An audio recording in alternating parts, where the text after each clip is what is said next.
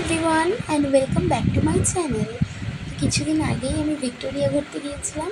ফার্স্টে শিয়ালদা স্টেশনে যাই, দেন ওখান থেকে আমরা বাস ধরি, তারপরেই ভিক্টোরিয়া পৌঁছে গেছিলাম।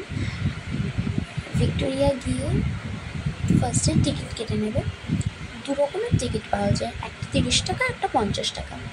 30 টাকার টিকিটটা নিলেই তোমরা ভিক্টোরিয়া পুরো ক্যাম্পাসটা ঘুরে দেখতে পারবে, আর আরেকটা 50 টাকার টিকিটটা নিলে তোমরা ভিক্টোরিয়া ক্যাম্পাস তো দেখতে পারবেই, সঙ্গে তোমরা ভিক্টোরিয়া মেমোরিয়ালের যে মহলটা আছে সেটার মধ্যে ঢুকে পুরো ঐতিহাসিক জিনিসগুলোকে পর্যবেক্ষণ করতে পারবে, দেখতে পারবে, হাত দিয়ে দেখতে পারবে, ফটো তুলতে পারবে, এনিথিং।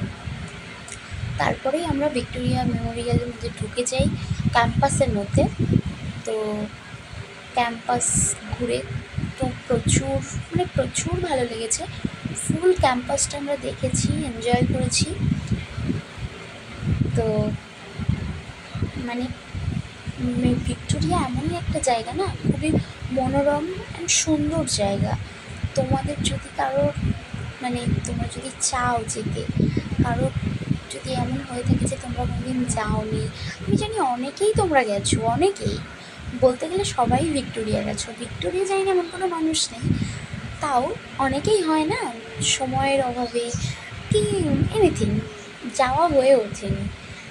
আমার রিকোয়েস্ট, তোমরা অন্তত একবার ঘুরে আসবে ভিক্টোরিয়া থেকে, তোমাদের খুব ভালো লাগবে ভিক্টোরিয়া গেলে।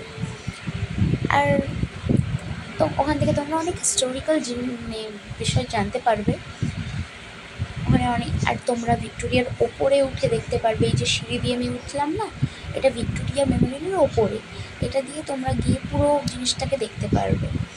সো এই যে লাস্টে যে ফলটাকে তোমরা দেখলে, কমেন্টে সবাই জানাবে ওই ফলটাকে তোমরা কেউ চেনো কিনা। সো টাটা আজকের মতো।